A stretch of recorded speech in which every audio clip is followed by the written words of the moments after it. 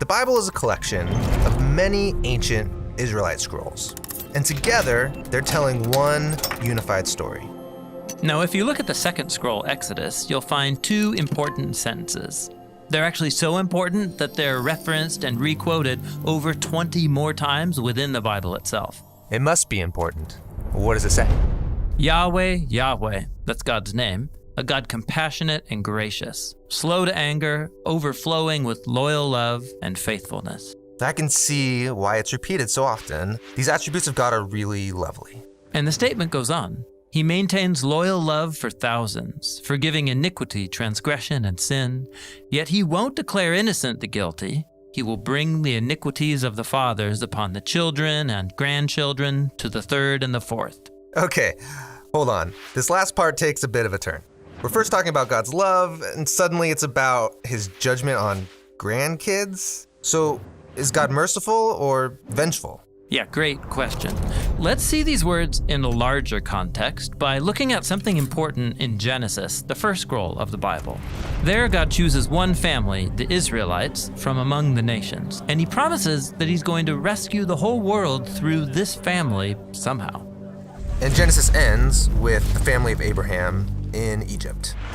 Then the book of Exodus begins, and this book has two large movements. Right, okay, so this first movement of Exodus, God rescues Israel from slavery in Egypt. And in the second movement, God leads them to Mount Sinai, where they camp out for a year.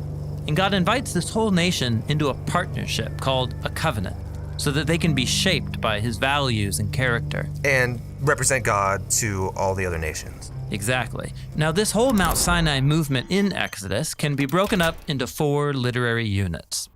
First, there's the actual ceremony, where the Israelites agree to be God's partners.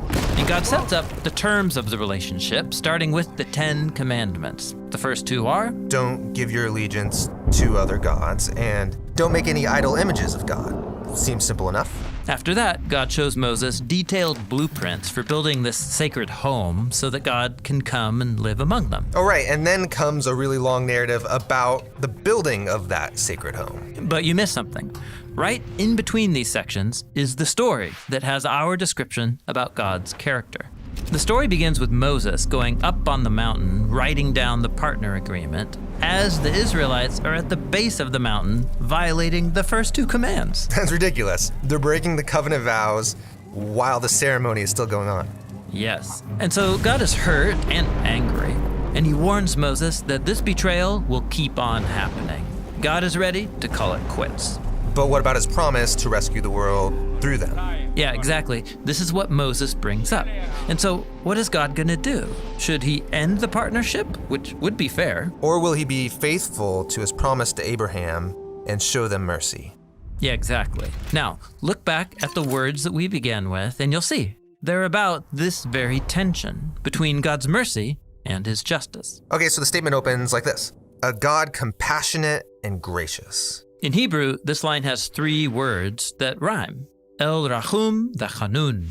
And the line, overflowing with loyal love and faithfulness, matches the first, as it also has 3 Hebrew words. Rav Chesed V'Emet.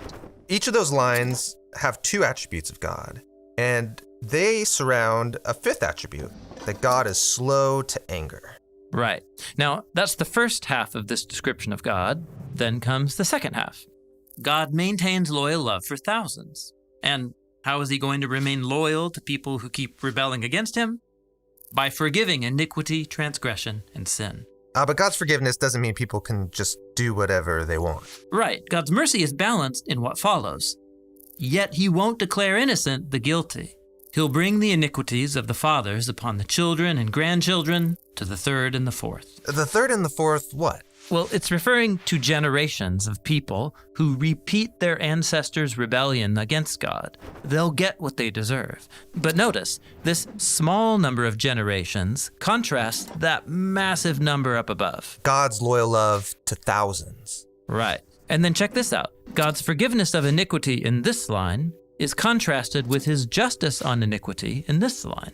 Okay, and all those lines are surrounding a central line here about God's justice. He will not declare innocent the guilty. So while God is slow to anger, he is also just. Right. This is the tension that these two sentences are exploring. How does a faithful and loyal God deal with such a rebellious people?